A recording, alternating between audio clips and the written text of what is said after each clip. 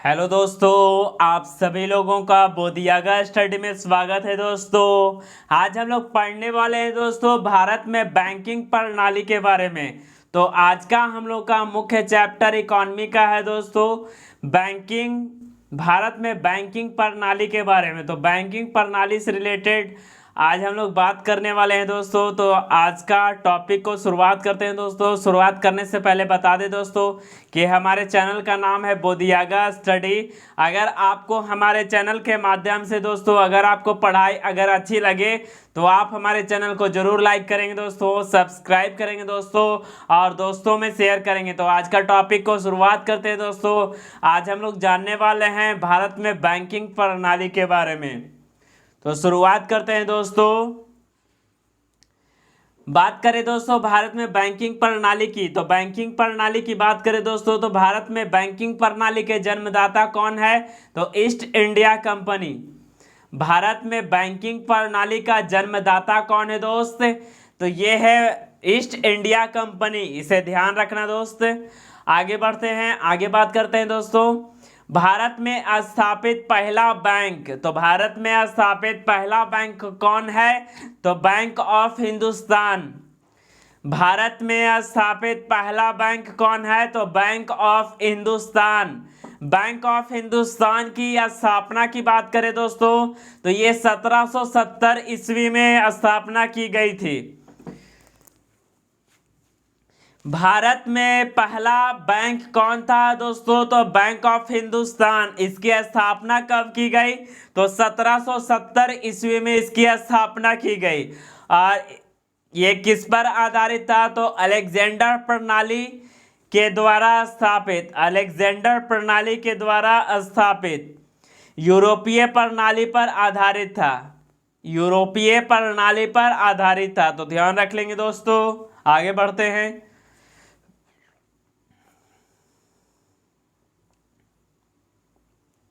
आगे बात करते हैं दोस्तों। भारत द्वारा संचालित पहला बैंक कौन था? तो 1881 ईस्वी में भारत द्वारा संचालित पहला बैंक था अवध कॉमर्शियल बैंक।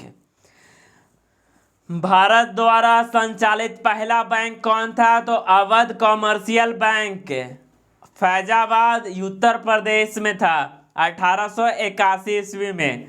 तो ध्यान रख लेंगे दोस्तों। आगे बढ़ते हैं दोस्तों। पूर्ण रूप से भारतीय बैंक, माने पूर्णता रूप से भारत का बैंक कौन था? तो पंजाब नेशनल बैंक 1894 ईस्वी में लाहौर में स्थापित किया गया। 1894 ईस्वी में लाहौर में स्थापित किया गया। तो ध्यान रखेंगे दोस्तों।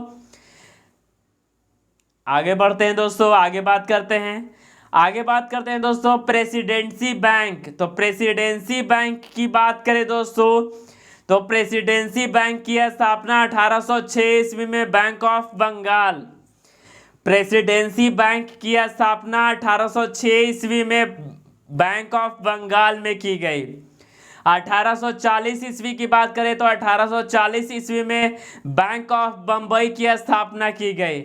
1806 ईस्वी में बैंक ऑफ बंगाल की स्थापना की गई। 1840 ईस्वी में बैंक ऑफ बम्बई की स्थापना की गई। तो इसे ध्यान रखेंगे दोस्तों।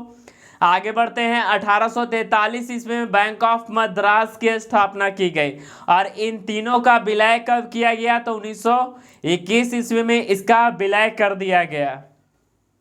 अब विलय करने के बाद इसे इसका नाम क्या दिया गया? तो शाही बैंक, शाही bank imperial bank of India के नाम से जाना गया।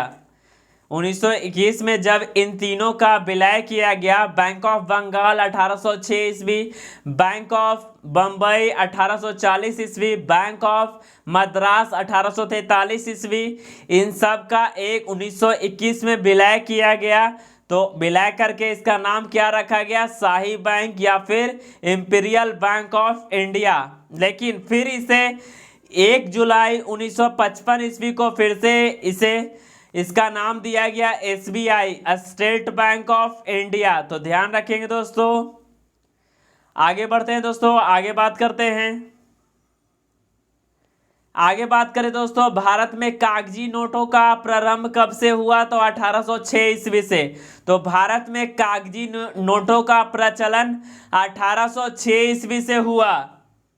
भारत में कागजी नोटों का प्रचलन 1806 ईस्वी से किया गया।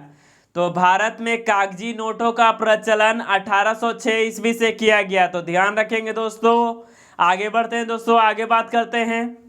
शुरू में भारत में नोटों का निर्गमन, नोटों का छापना प्रेसिडेंसी बैंक करता था। शुरू में भारत में नोटों का निर्गमन, नोटों का छापना कौन करता था? प्रेसिडेंसी बैंक करता था। तो ध्यान रखेंगे दोस्तों, कौन करता था? प्रेसिडेंसी बैंक करता था। इसे ध्यान रख लेंगे दोस्तों। आगे बात करते हैं दोस्तों, विश्व में पहली बार कागजी नोटों का प्रचलन 9वीं सदी ईस्वी में। विश्व में पहली बार कागजी नोटों का प्रचलन 9वीं सदी ईस्वी में चीन के सांग राजवंश ने किया। विश्व में पहली बार कागजी नोटों का प्रचलन 9वीं सदी में चीन में सांग राजवंश ने किया। तो ध्यान रखेंगे दोस्तों। आगे बढ़ते हैं दोस्तों,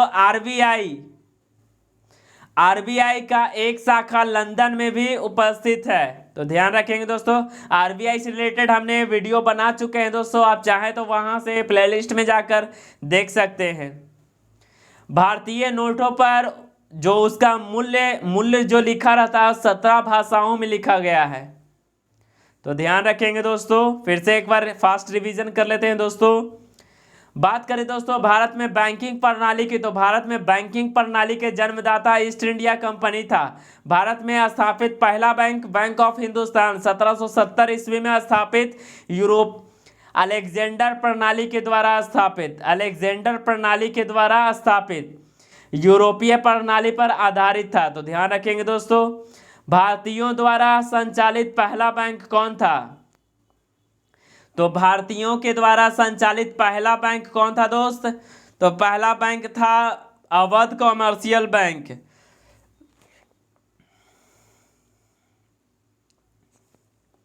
भारतीयों के द्वारा संचालित पहला बैंक था अवध कॉमर्शियल बैंक, जो कि कहाँ अवस्थित था? तो फैजाबाद उत्तर प्रदेश में 1881 ईस्वी में इसे स्थापना किया गया। आगे बढ़ते हैं दोस्तों, पूर्णतः रूप से भारतीय बैंक कौन है? तो पूर्णतः रूप से भारतीय बैंक पंजाब नेशनल बैंक है। पूर्णतः रूप से भारतीय बैंक पंजाब नेशनल बैंक है।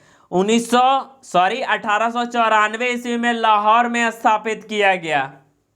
तो ध्यान रख लेंगे दोस्तों। आगे बढ़ते हैं, प्रेसिडेंसी बैंक में आ जाते हैं दोस्तों।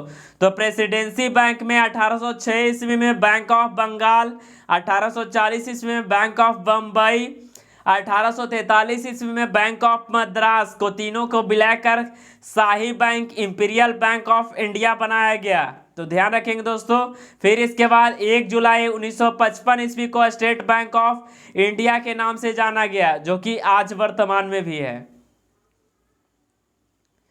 आगे बढ़ते हैं दोस्तों, आगे बात करते हैं। भारत में कागजी नोटों का प्रचलन 1806 ईस्वी में हुआ।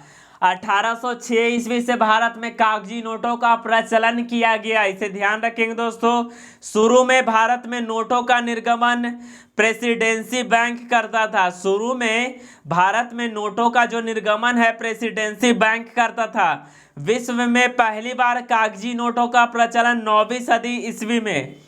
विश्व में पहली बार कागजी नोटों का प्रचलन 9वीं सदी ईस्वी में चीन के सांग राजवंश ने किया। आरबीआई का एक शाखा लंदन में भी उपस्थित है। भारतीय नोट में जो उसका मूल्य लिखा रहता है उस 17 भाषाओं में लिखा गया रहता है। तो ध्यान रखेंगे दोस्तों। आशा करते हैं दोस्तों आपको यह टॉपिक भारत में बैंकिंग प्रणाली से रिलेटेड आपको यह टॉपिक अच्छा लगा होगा दोस्तों। अगर अच्छा लगा है तो आप हमारे चैनल को जरूर लाइक करेंगे दोस्तों, सब्सक्राइब करेंगे दोस्तों और दोस्तों में शेयर करेंगे। तो आज का टॉपिक को यहीं तक रखते हैं दोस्तों। थैंक यू, धन्यवाद।